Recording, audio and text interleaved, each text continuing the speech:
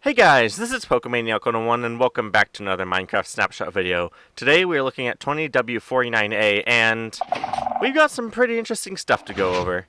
So obviously now we have the Skulk sensor block, which is very interesting and very complex, and I'm not sure if I'm going to be able to get through all of it today, but I will might as well just give it a shot. So obviously the most exciting part about these is their ability to detect vibration. So if I just hit the ground right here, you'll see that it sensed that, and then that is actually able to be picked up by a comparator and then spread out over a bunch of blocks. So if I stand a little bit closer to it, you'll see that actually sends a stronger signal, depending on how far away you are from it. And there's actually a very long list of all the different things that this thing will detect. I will put it on the screen, as well as the strength of the different actions. You'll see that things like explosions and lightning blasts will create a much stronger pulse than something like walking nearby or like splashing. And that is really interesting. That compared with the strength of, being away from it, like that one only create one block. But if I could go here, like this one will create 5. All that makes for this probably being the most versatile, I guess, compatible block there is. And what I mean by that is that iron frames can detect 8 different strengths. And of course, maybe chess will still be the most versatile, but like, yeah, this is definitely the most complex. You have two things you need to keep into account: the strength of the action that's happening, and then how far it actually is away from the Skulk sensor. So let me just demonstrate that. The strongest pulse is actually directly on top of the Skulk sensor. So you'll see that hit the ground is 5. So if I jump and fall onto here, that creates a 5-block pulse. But if I like summon lightning, which is at 15, it'll actually strike and then make a 15-block pulse. Now I haven't tested this, but if lightning is farther away, I assume it'll maybe like make 12, or oh no, that's straight at 15. Oh, okay. Okay, so if I do it right here, then you'll see that it's just 15 blocks. Okay, that's interesting.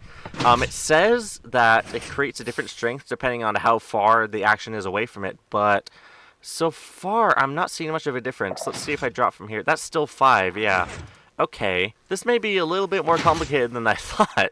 Okay, so let's see what this range actually is. So it says it's an 8-block radius, so this is 9 blocks out. Yeah, that's not going to do anything. 8 blocks out is going to sense that, but is it a square or is it like circular? So if I go diagonal 8 blocks, is that going to go like, is that going to pick that up? No, it's not. Okay, it's not gonna pick that up. It's gonna pick this up. Okay, so I think I'm just gonna go around and then keep placing redstone and try to map out the range of this. So you see that didn't do anything, so I'm gonna break that. This is gonna do something, and then I assume this will do something. Okay, there we go.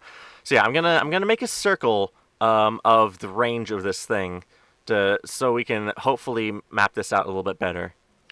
Okay, so here's the range of this thing. You'll see that the 8-block limit actually only really sticks out on the 4, like, just straight-on directions.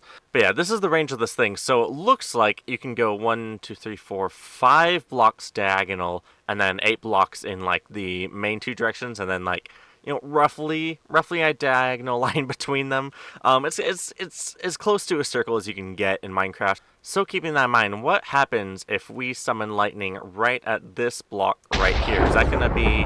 Yeah, that's a full 15. Okay, so it looks like it may actually be a little bit broken in that it isn't actually lessened by how far you are. If I drop down here, yeah, this is going to be a full 5 blocks. So yeah, it looks like that's not quite working at the moment, but this thing is so complicated, I'm not not blaming them for missing something like that. Now, something important to mention is that these things don't actually communicate to each other like we saw in the demo. You'll see if I drop down over here, that thing will light up, but it doesn't create another pulse that will go over to here like we saw. Now, I'm not sure if they just weren't able to do it for the snapshot or they had like a technical problem, but it was in the changelog that they will specifically not communicate with each other, so not like sense stuff that was created by another Skulk sensor. So it seems to be intentional for now. I think the previous functionality, like the original being able to chain them together, was much better, although I can see how this could possibly screw up some redstone contraptions. However, Of course, you could use the wool occlusion, which is a nice segue into the next part of this.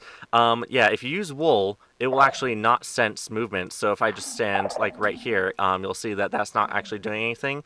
And I actually put a stripe of wool right here so that all these pistons don't actually mess this up. So if I like drop down to here and then the pistons like retract, it doesn't like create an infinite loop. So I have actually been using the wool occlusion throughout this video. So I think you can definitely stop these guys from communicating if you want to. Like it's definitely possible and really easy to do. So unless it was like a technical problem, like it was just very difficult to code in, I think they should probably change that back.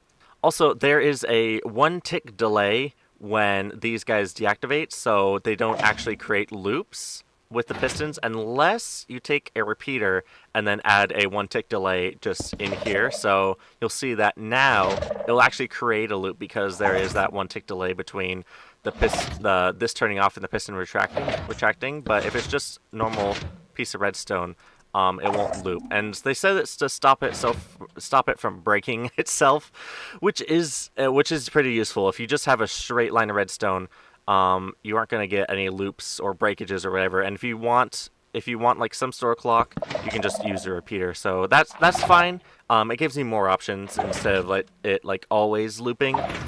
So yeah, there is that. There's actually 3 actions that if you do it while sneaking, these things won't sense. First of all, it's walking. So if I walk around, you'll see that's not sensing it, versus if I just like walk around like this. The second is hitting the ground. So if you drop from the air and crouch when you hit the ground, these things won't sense it either. And then throwing projectiles. So if I throw the snowball, you'll see that they sense it, but if I do it crouch, it won't sense it. But it does sense it actually hitting a block.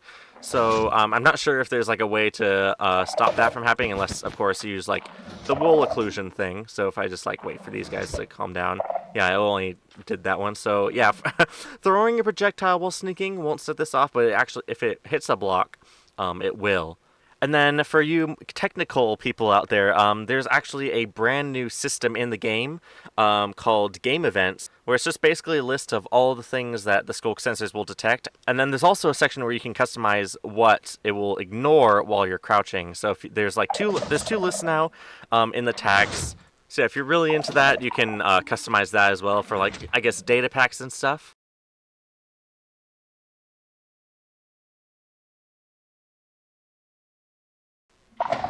Ooh, also something pretty interesting. You'll see that was a power of 12, but it only lit up 8 blocks. So I think that's how close it is. So 12, and then if I back up, that's also 12. I have to be in range of this so I can actually see.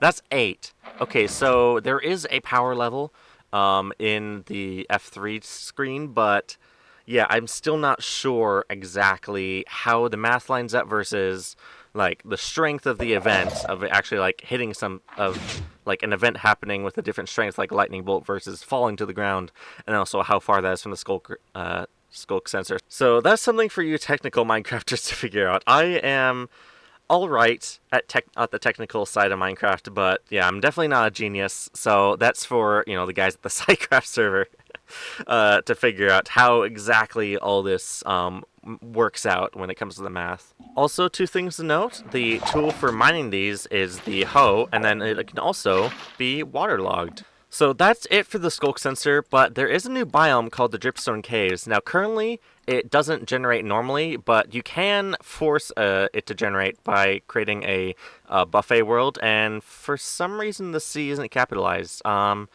I guess it's just a typo, but yeah, the caves in Dripstone isn't capitalized. I'm pretty sure this is going to change that in the next snapshot. But so now you'll see that we are in a Dripstone Caves biome. It doesn't seem to be like vertical, so it looks like just whenever you're in a Dripstone Caves biome, it will be Dripstone Caves like from build limit to bedrock. So I know that's something they did in the Nether where they have like vertical biomes. They haven't quite done that with this yet, but since it doesn't actually spawn naturally anyway, that's not really something they really had to do. So now you'll see that in a Dripstone Caves biome, you'll just get the dripstone just spawning naturally. So now this can spawn naturally in Not your world. I was about to say I was about to say it can spawn naturally in your world. Not yet, but if you load up a custom world, you can get these spawning naturally. So that is pretty cool. Now the reason they aren't spawning naturally yet is because the Dripstone Caves biome is actually going to be massive in the new update, and they haven't quite got to that yet. It just makes sense. They want to get the space that these things will actually generate in before they actually put them into a naturally generating world. But yeah, for now, here's just a really, really early peek of these things just spawning naturally in the world until we get the bigger cave generation that they promised. Also, a little bit of a bug from last week that they fixed. The pointed dripstone will now actually fit in your hand. Apparently, it was like floating away from your hand in the past, and I kind of remember it looking weird. In first person, it was kind of out more. Now it's kind of more towards the corner of the screen. But anyway, yeah, that was just a visual glitch that they fixed in the snapshot. So yeah, they're intended for the bigger caves, but it does say in the changelog, if you want to see the biome in the current caves, like we do here, you can just create a single biome world with Dripstone Caves. Now, speaking of changes for last week, there's actually two. Now, the bundle will show you how full it is, regardless of whether you have the advanced tooltips on or not. So if you don't like playing with the advanced tooltips, because it can be a little bit confusing sometimes, yeah, you don't need that on anymore. And then also, you saw that these things will connect. You can actually stop that from happening if you crouch. So I'm actually hitting space and crouch because you can do that while you're flying in creative modes, like this. I'm actually hitting both buttons at the same time. Pretty handy tip for if you're like trying to build with blocks like an anvil where you don't want to open up the menu. You can just like crouch and hit spacebar. Anyway, I'm going off track. If you crouch while placing these, they actually won't connect. So yeah, if you want it, the option's there so that you don't have to connect these if you don't want to. And with that, I believe that's just about it. So kind of a small snapshot this week, but it looks like they spent all of their time working on these Skulk sensor blocks. So yeah, these things are pretty complicated. I'm not blaming them for not having too much in the snapshot. So yeah, we have the Skulk sensor blocks. We have the Dripstone Caves biome. So if you generate a custom world, you can get these spawning naturally. But other than that, that is just about the end of this. So I can't wait to see what people do with the Skulk blocks. But until then, I hope you guys enjoyed, and I will see you in the next one. Bye!